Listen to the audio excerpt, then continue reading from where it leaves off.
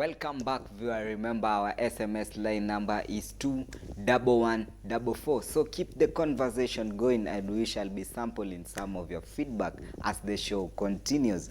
Remember, we also had some footballing actions in other leagues, that is the French League One league and also the Serie A, whereby Juventus, a spectacular goal from Pjanic, scoring a very good volley. So Juventus, so far so good, they've managed to drop 2 points on the way. Remember, Inter Milan are still unbeaten. Yeah. So for Juventus, and where do you see them, Juventus, this season? They've been the giants of Serie A, so to me, and they have Cristiano Ronaldo, so they're doing great. They're doing great. Remember, Aaron Ramsey scored on his debut. Yeah. He's still continuing to put these good performances. Was Ramsey a good acquisition for Juventus?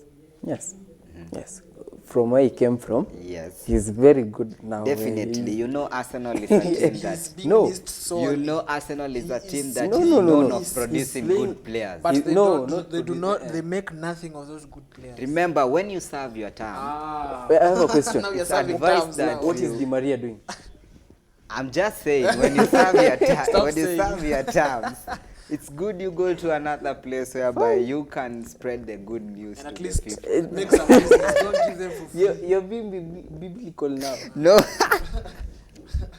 Okay, we had Inter Milan scoring 3 goals to 1, despite Alexis Sanchez being sent off and also scoring a goal and putting an assist. So Sanchez, his form is back. Where did he come? We say that? Where did he come from? This is one game you're talking about. Exactly. I know Manchester United and Arsenal fan are very excited because he was shown a red card.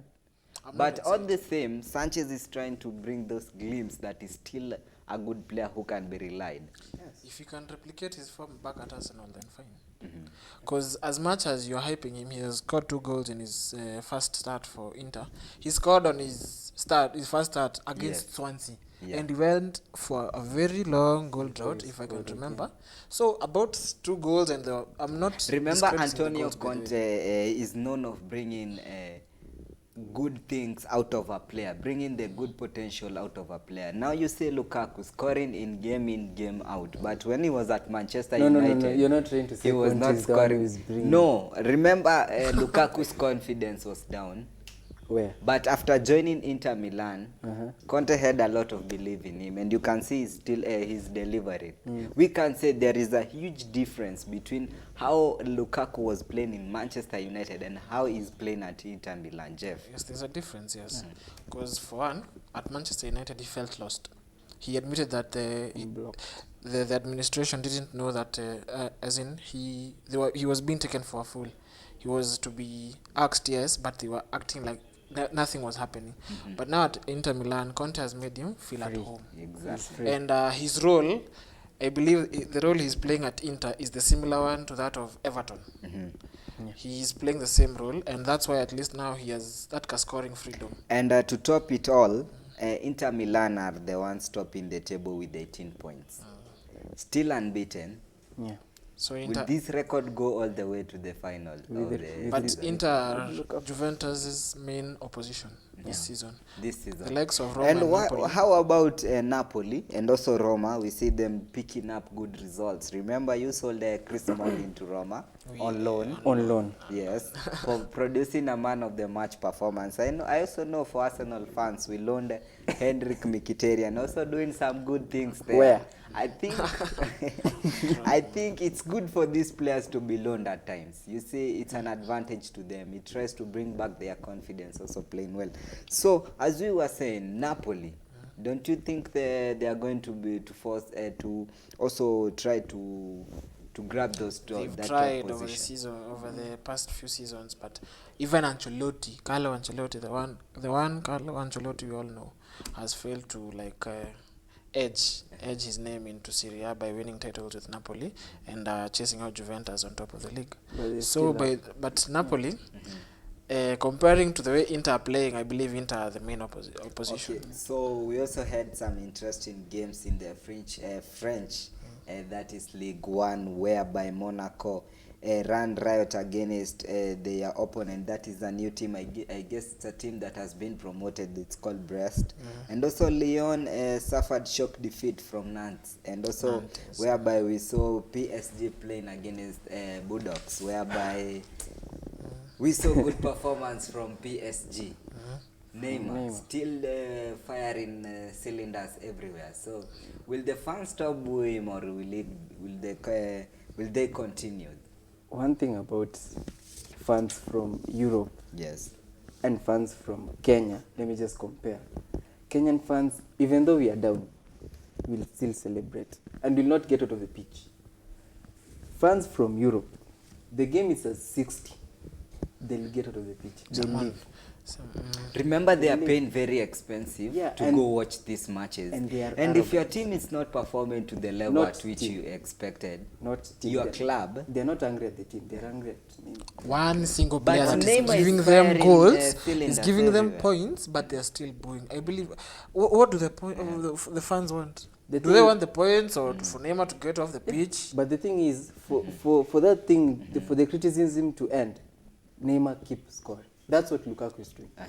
Okay, so very quite intriguing question over here for us. How can PSG and Tuchel as the coach do to boost Neymar's confidence, and maybe to see if Neymar will still continue to put this performance? Remember, if your self-esteem is put down, you're also likely to produce bad results. So what can PSG do to handle Neymar's situation? But Do they sell them back to Spain, where to Barcelona? Or what I like the can way they the players, this current crop of players, they take that negative criticism, it fuels their energy.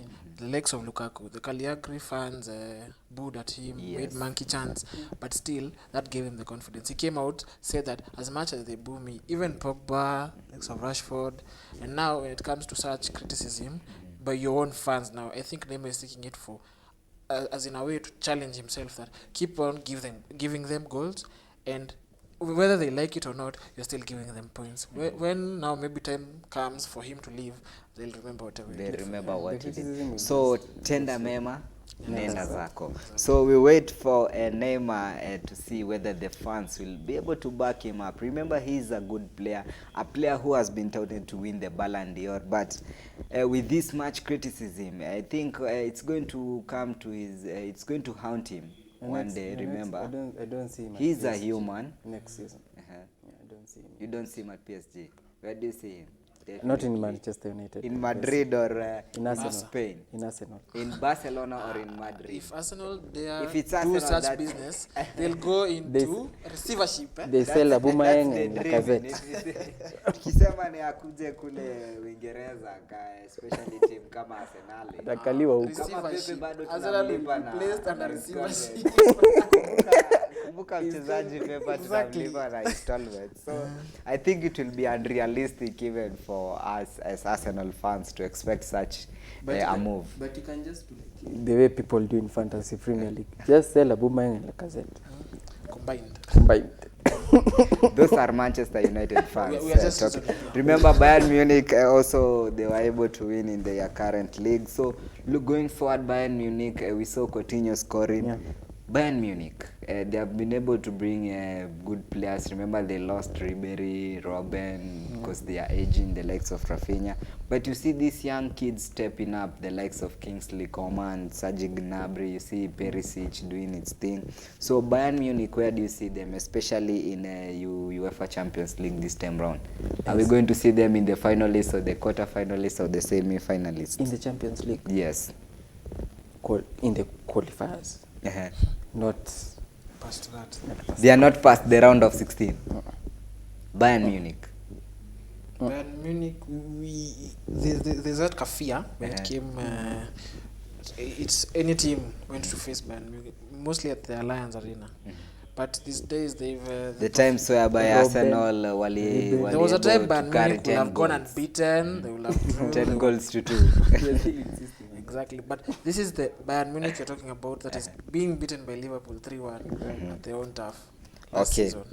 So kati ya Man U na Arsenal, gani kali kati ya Man U na Arsenal? So Tonight is quite an interesting fixture for many of the fans across the whole world. Remember, all eyes are on at Old Trafford, whereby Unai Emery will be coming against Ole Gunnar Solskjaer in a match that may decide the top 4 credentials for both of the teams. To see, remember, both of the teams are facing their own problems. Arsenal defensive wise, Manchester United, it's more serious. Remember, their defensive is shaky, their also striking is shaky. So we are waiting to see, guys. This is the prediction center, guys. Remember, interesting match being played tonight. Arsenal versus Manchester United. I know you are both Manchester United fans. And at the start of the show, you both said you are not going to bring in the fan thing, but I can't control this because I know it's coming. I can already see it from Timo coming. So Manchester United and Arsenal. Yeah. What's your predicted lineup for Manchester United? First of all, we start from that note. For tonight's match. The score. No, the predicted lineup for the Manchester United tonight. Antonio Martial is back. Pogba as well is back. So it is going to be a good formation, but I can't predict. So what about your backline? How can you? Shaw is back, and so let's say Shaw is there, Maguire, and Lindelof, and Wan-Bissaka. So that's enough. In the middle, are we going to see Matic coming in, or we are going to see McTominay? I don't think. I prefer McTominay and Fred to Matic. Matic, when you look at the game at West Ham, he really struggled. As much as he was calling out on Ole Gunnar for him to give him game time, yet you're giving game time, and that's what you do. You're well off on the bench. Tomini is strong, and Fred as well. McTominay is so how about your attacking? Attacking. Yeah. We don't have Rashford. You are that lucky. is where You are lucky. But of which we know Lingard. Lingard cannot No, play. I'm not as speaking number of nine. any We're not Lingard. using false 9 here. I'm just giving you James. Okay, James. Then You have Lingard. I'll be optimistic with Mason Greenwood for once. Mason Greenwood. coming up against Aubameyang. He'll do you what you did. But at remember, Bayern. Rashford made his debut in the Premier League against The Arsenal, Arsenal and he and scored scored. a brace. That was Wenger's end. We are now under Unai Now, Emery. because it was Wenger's era, Arsenal is not Arsenal. Which team was it? Okay, Jeff, I know you are a Manchester United fan, Yes. but what's your predicted lineup for Arsenal? Today. If you look here, how are Arsenal going to line up? I'll give He's it, an analyst. He can be I'll able give to. it like an analyst. Yeah. Behind obvious Leno, Ainsley Maitland-Niles. Remember, Hector Bellerin is back. Kieran But Tierney is back. he's not 100. Holding is back. But I believe Unai won't go for as much as he takes risk. He won't go for starting Bellerin. I believe he'll start with Ainsley. Maybe Bellerin might come in the second half. Socrates, he might start with Chambers on the left wing. Maybe Tierney will start. Yeah. That I can give Tierney a backing. In the midfield, I'm sure he'll start the captain, the newly appointed captain, Granit Xhaka. For creativity, there's Ceballos, there's Torreira. He might choose around those three. And I forgot, at the back, maybe Luis. Luis will start. Luis is a definite start. Yeah. Chambers, maybe. Chambers, there's a way. There's some sort of a way. At the midfield and the flanks, maybe. When it comes to the flanks, there is. Why am I forgetting Arsenal players? I think it's because I hate you. That's why I'm forgetting. Pepe will start since Lacazette is not. Aubameyang at the number 9 position. As for the right wing, Ozil might start. Unai Emery will be going with the 4-3-3 position. An attacking position. And he'll use false 9 because of to accommodate Pepe and Aubameyang. Okay, so it's promising to be an interesting match. So what's your prediction for tonight's match? These are one of the games, definitely, to me, it cannot go and draw. It can. Trust me, it can. Okay, to some extent. Yeah, it will go and draw if there's a red card. But not on Manchester side. Okay, so to me, I think it's a 2-1. It's a 2-1. A 2-1 favoring one. Oh, yes. Manchester United. 2-1 in favor of Manchester I'm not United. speaking about the... It's okay, no problem. Remember, Arsenal have struggled a lot in Old Trafford. So Yeah. If Manchester United, but remember, I don't think Manchester United are the Manchester United that was used to be feared that long time ago. Fine. I hope Greenwood starts the game. Okay, Jeff, what's your prediction on tonight's match? As much as Timothy is saying that a draw is not possible, it is possible. We are blunt. We are quite blunt at the And also an Arsenal win is likely. no, I'm saying a draw. I'm not saying an Arsenal win here.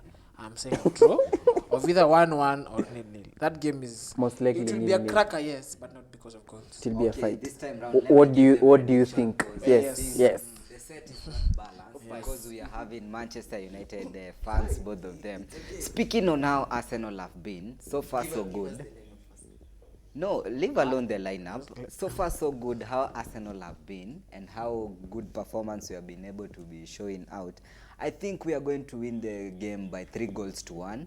Touting Aubameyang to score a brace. And maybe Dani Ceballos announcing himself as an Arsenal fan with a goal tonight. So my prediction will be a 3-1 in favor of Arsenal. Not speaking as an Arsenal fan, but looking at how Arsenal have lined up, I hope to see this celebration tonight. That is Nicolas Pepe's celebration. So viewer, remember we are out of time and Manchester United fans want to give prediction as if they want to continue insist as if they are the ones who are going to play tonight. But viewer, remember viewer, remember you can catch Sports So Good. That is every Monday from 9 p.m. only here at GBS TV.